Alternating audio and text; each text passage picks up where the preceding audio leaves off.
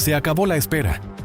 Se acabaron las especulaciones de túnel de viento, los renders prometedores en redes sociales y las declaraciones cuidadosamente calculadas de los jefes de equipo en la pretemporada.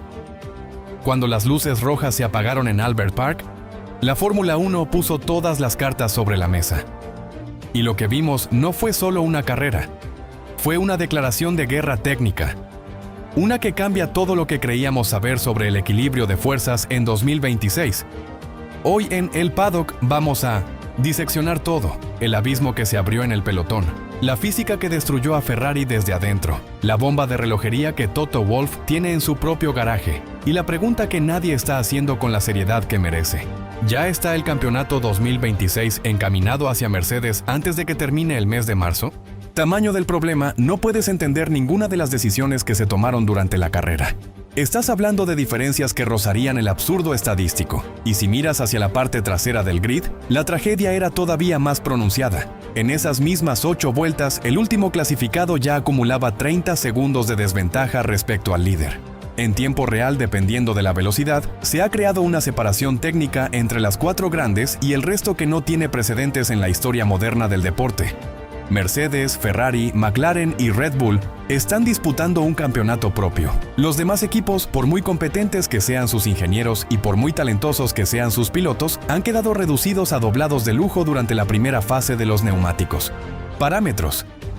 Es una fractura estructural del grid que probablemente se mantenga durante varias carreras, hasta que los equipos medianos consigan decodificar suficientes datos de los tests y las primeras citas del campeonato para dar pasos reales de desarrollo. Y aquí es donde entra el primer gancho técnico que quiero que te quedes grabado en la cabeza. La aerodinámica activa en este reglamento no solo hace a los coches más rápidos, crea una curva de aprendizaje exponencialmente más difícil de escalar para los equipos con menos recursos computacionales y menos tiempo en túnel de viento. El que sale adelante desde el día 1 tiene una ventaja que se retroalimenta sola.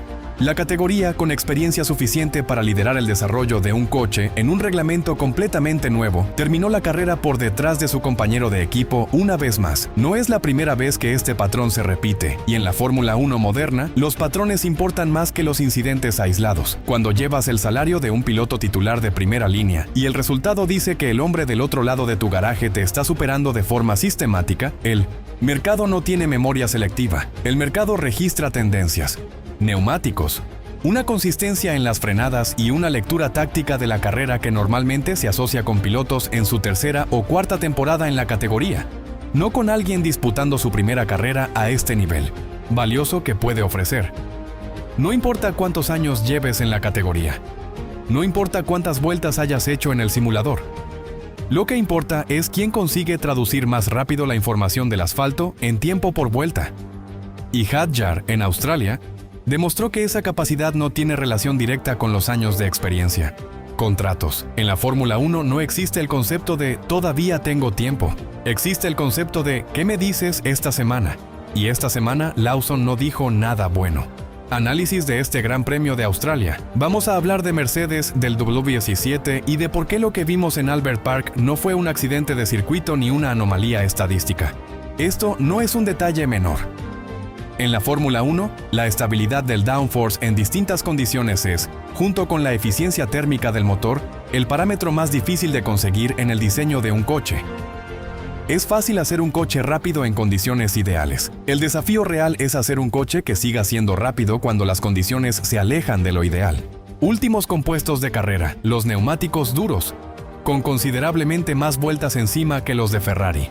Y aún así, ni Leclerc ni Hamilton fueron capaces de acortar la diferencia con Russell en ningún punto de la carrera. Es más, los datos de telemetría vuelta a vuelta muestran que Leclerc empezó a perder tiempo relativo respecto a Mercedes exactamente desde el momento en que completó su parada en boxes y salió con neumáticos frescos. Es decir, con goma nueva, Ferrari no conseguía ir más rápido que Mercedes con goma vieja. Eso no es una diferencia de estrategia, eso es una diferencia de coche. Lo que probablemente va a pasar en las próximas carreras de clima templado. Superficie de contacto. Asfalto de Albert Park, que ya no es particularmente caliente por su naturaleza semipermanente, se enfrió progresivamente durante las últimas 25 vueltas, y fue exactamente en ese tramo donde la diferencia entre Mercedes y Ferrari se volvió más dramática. Mantener los compuestos en ese rango de trabajo óptimo. Cuando el asfalto se enfría, el neumático de Ferrari deja de funcionar como debería, y el piloto empieza a sentir que el coche no responde con la precisión que necesita en las entradas de curva. El efecto visible es una pérdida progresiva de tiempo por vuelta, que no tiene nada que ver con la degradación clásica del compuesto, sino con una falta estructural de temperatura en el neumático. Un tanque de guerra en asfalto frío. El W17 tiene la capacidad de mantener sus neumáticos dentro de la ventana óptima, incluso cuando la temperatura baja. Esto se explica por una combinación de factores: la distribución de carga aerodinámica sobre cada eje, la forma en que el suelo activo genera downforce en la parte trasera del coche sin depender exclusivamente de los alerones, y la geometría de suspensión que permite al neumático trabajar con el ángulo de camber correcto incluso en -100 condiciones de temperatura reducida. Carrera. La pérdida de ventana térmica de los neumáticos de Ferrari cuando el asfalto se enfría ya fue evidente el sábado en la clasificación. Ferrari no estaba en su mejor forma cuando la temperatura bajaba, y eso se tradujo en tiempos de vuelta que no reflejaban el potencial teórico del SF26 en condiciones de temperatura alta. No fue un accidente. Fue una confirmación de una característica estructural del coche que el equipo de Maranello tendrá que trabajar durante el desarrollo de la temporada. Turbulento no es solo un problema de equilibrio aerodinámico, es un problema térmico. Los frenos trabajan en condiciones de refrigeración reducida, los neumáticos delanteros reciben menos flujo de aire fresco y tienden a sobrecalentarse más rápidamente de lo normal. Y el suelo activo, que en el W17 es una parte fundamental del concepto de generación de downforce, opera con menos eficiencia cuando hay turbulencia delante, sobrecocinando su neumático delantero izquierdo. Lo estaba desgastando a un ritmo superior al que habría tenido en pista limpia. Eso fue la única cosa que impidió un masacre todavía más pronunciado en el marcador final. Resultado final fue de algo más de 15 segundos. Eso significa que el atasco inicial con Leclerc le costó a Russell aproximadamente entre 5 y 15 segundos de ventaja potencial en la carrera. Los debates más calientes que dejó Australia fue el de la estrategia de Ferrari. La narrativa predominante en buena parte de los medios especializados fue que Ferrari cometió un error garrafal al no cubrir la parada de Mercedes bajo el Virtual Safety Car, provocado por el accidente de Bottas. Las antorchas ya estaban encendidas y los torcedores pedían cabezas en los box de Maranello. El primer punto es técnico y eliminatorio. Cuando Bottas estrelló su coche y el panel amarillo del Virtual Safety Car apareció en los displays, los dos Ferrari, tanto el de Leclerc como el de Hamilton, ya habían sobrepasado el punto de entrada del pit lane. Físicamente no podían girar el volante y entrar a boxes en ese momento. Los pilotos que consiguieron hacer el mergullo perfecto hacia el garaje, como Bortoleto, venían en posiciones de pista que les permitían esa maniobra. Ferrari no tenía esa opción en ese instante. Eliminó la opción antes de que pudiera ejecutarse. Significativamente más nuevos que los de Russell. Tenía menos vueltas en el compuesto, lo que en condiciones normales debería traducirse en una ventaja de ritmo. Sin embargo, no solo no consiguió acortar la diferencia con Mercedes, sino que la perdía progresivamente. Si en esas condiciones, con neumático más fresco, Ferrari era más lento, ¿qué habría pasado si los dos coches hubieran tenido exactamente el mismo desgaste de neumático? Habría sido aún más humillante, porque Ferrari habría perdido la única ventaja relativa que tenía en esa fase de la carrera, que era el menor número de vueltas en su compuesto. El problema no estaba en cuándo paró Ferrari. El problema estaba en que con el asfalto frío de Melbourne en las últimas vueltas, el SF26 no era capaz de mantener sus neumáticos en la ventana de trabajo ideal, independientemente del momento de la parada. En la pista, en la interacción entre su concepto aerodinámico y la temperatura del compuesto en condiciones de asfalto frío. Esa es la verdad que los datos cuentan, y es una verdad que obliga a Maranello a mirar hacia adentro, hacia el túnel de viento y hacia el simulador, con una urgencia que va mucho más allá del debate estratégico. Su primera carrera con Ferrari, pero más concretamente es la historia de lo que ese rendimiento nos dice sobre los últimos años de Hamilton en Mercedes. Técnica que surge de estos datos es sobre la brecha entre los dos pilotos. En la Q3 del sábado, la diferencia de tiempo entre Leclerc y Hamilton fue de aproximadamente 1 segundo y 15 décimas. Eso no es una distancia enorme en clasificación, especialmente para un piloto que lleva semanas adaptándose a un coche completamente nuevo. Y en carrera, Hamilton demostró que la adaptación avanza rápido. En Mercedes durante los últimos años. Hay una argumentación técnica que merece tomarse en serio. El declive de rendimiento que Hamilton mostró en las temporadas del efecto suelo, con los coches de 2022 en adelante, podría haber sido mucho más pronunciado de lo que habría sido natural para su edad y su nivel de habilidad. Y el culpable podría ser el concepto técnico del W13 y sus sucesores. Terminó su etapa en Mercedes. Tenían una característica muy específica que afectaba directamente a las habilidades que diferencian a Hamilton del resto: la sensibilidad de frenada. El efecto suelo genera un nivel de carga aerodinámica muy alto a altas velocidades, pero esa carga es extremadamente sensible a la altura respecto al suelo. Cuando el coche rebota o pierde su altura de vuelo ideal, la pérdida de downforce es repentina y violenta. Esto hace que los puntos de frenada sean mucho menos predecibles para el piloto, porque la cantidad de agarre disponible cambia de forma brusca e impredecible. El piloto perdía confianza, y un piloto sin confianza en sus frenadas no puede atacar los límites del coche. Exactamente esa confianza pasó completamente desapercibido para la mayoría de espectadores y que, sin embargo, es una ventana perfecta hacia la realidad técnica de algunos equipos en este inicio de temporada. Finales con aproximadamente 12 vueltas de diferencia. En ninguno de los dos casos existía la más mínima posibilidad matemática de sumar un solo punto. Aerodinámicos en condiciones de carrera real. Datos de mapeado del motor bajo distintos regímenes de temperatura. Datos de comportamiento de los compuestos en las últimas vueltas del evento, cuando el asfalto tiene una temperatura específica y la cantidad de goma depositada en la superficie es la máxima del fin de semana.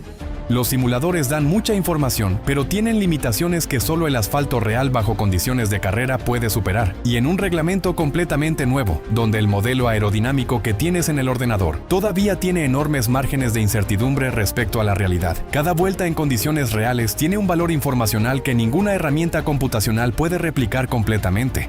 Ingeniería de datos. Y es una señal clara de que Aston Martin está dispuesta a hacer lo que sea necesario para acelerar su curva de aprendizaje en el nuevo reglamento, incluso a costa del desgaste mecánico.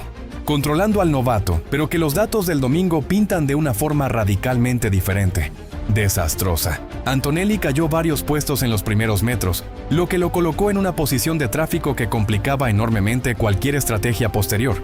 Tercero, sufrió un pit stop doble bajo el Virtual Safety Car, lo que significa que entró a boxes 2 veces en un periodo de tiempo muy corto, perdiendo tiempo y posiciones en ambas ocasiones.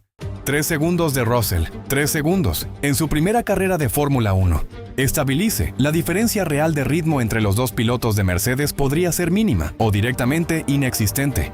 Rivales externos, sino por la presión mutua entre los dos pilotos del equipo. La famosa batalla de Barcelona, donde los dos coches se tocaron y ambos abandonaron. Las tensiones en el pit wall sobre órdenes de equipo que ninguno de los dos siguió completamente. Pilotos que tienen el talento para ser campeones del mundo no se conforman con ser el apoyo del compañero, independientemente de la jerarquía declarada por la dirección del equipo. Verstappen nunca lo habría aceptado. Vettel tampoco lo aceptó cuando empezó a sentirse más rápido que Webber en Red Bull, y todo indica que Antonelli está tallado en esa misma madera. Que su ritmo en las fases finales es comparable o superior al de Russell, el italiano va a meter el coche por dentro, porque así funciona la biología del piloto de élite. La cabeza puede aceptar instrucciones durante un tiempo limitado, pero cuando el instinto depredador dice que el rival de delante se puede atacar, ninguna orden de equipo puede callarlo indefinidamente. ¿Cuándo? Previsible, avanzó por el grid con una consistencia casi matemática. Aprovechó cada oportunidad que se presentó en pista. Gestionó los neumáticos con una eficiencia que muy pocos pilotos en la parrilla son capaces de igualar, y cruzó la línea de meta en 6º lugar sin añadir ningún incidente adicional al error del sábado. Dependiendo de cómo evolucione el rendimiento de Red Bull en las próximas citas. Supervivencia táctica de Verstappen en Australia, evitando tirar el campeonato a la basura en la primera cita, es el tipo de gestión de riesgo que define a los pilotos que ganan títulos mundiales. Pero para que esa gestión tenga sentido a largo plazo, Red Bull necesita acercar el rendimiento del coche al nivel de los dos equipos que hoy están por delante. ¿Que termine el mes de marzo? Temperaturas de asfalto significativamente más altas, como puede ocurrir en Bahrein, Arabia Saudí o el Gran Premio de Miami, la historia podría ser diferente. En condiciones de calor extremo, el SF26 de Ferrari podría ser capaz de mantener sus neumáticos en la ventana de trabajo óptima de forma más consistente, lo que cerraría parte de la brecha que vimos en Australia. Aerodinámicas que podría cambiar parcialmente el equilibrio de fuerzas. El concepto del ala trasera, conocido informalmente como el ala Macarena, tiene el potencial de mejorar la eficiencia aerodinámica del SF26 en condiciones específicas. Si esa actualización llega pronto y funciona, la ventaja de Mercedes podría reducirse. Descubrimiento masivo. Los equipos aprenden más por carrera en esta fase que en cualquier otro momento de la temporada.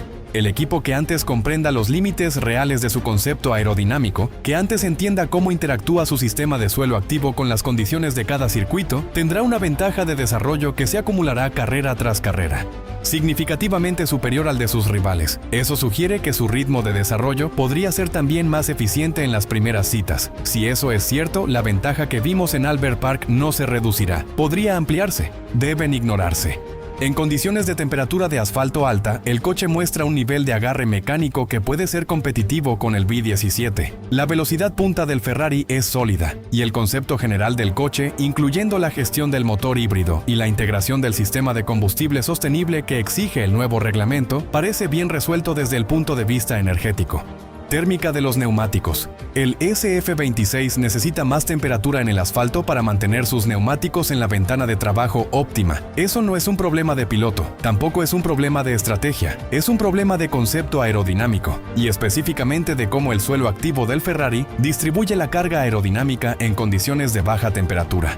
¿Es un problema de distribución de presión aerodinámica sobre los neumáticos traseros? ¿Es un problema de la geometría de suspensión que no permite el ángulo de camber correcto cuando la temperatura baja? ¿Es una combinación de ambos? Una vez identificada la causa, la actualización quirúrgica que menciona el equipo podría atacar ese punto específico y recuperar competitividad en condiciones de temperatura moderada.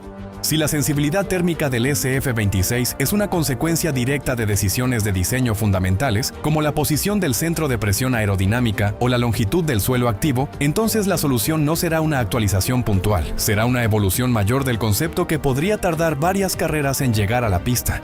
La que Mercedes acumula puntos y confianza de forma que será muy difícil de compensar después.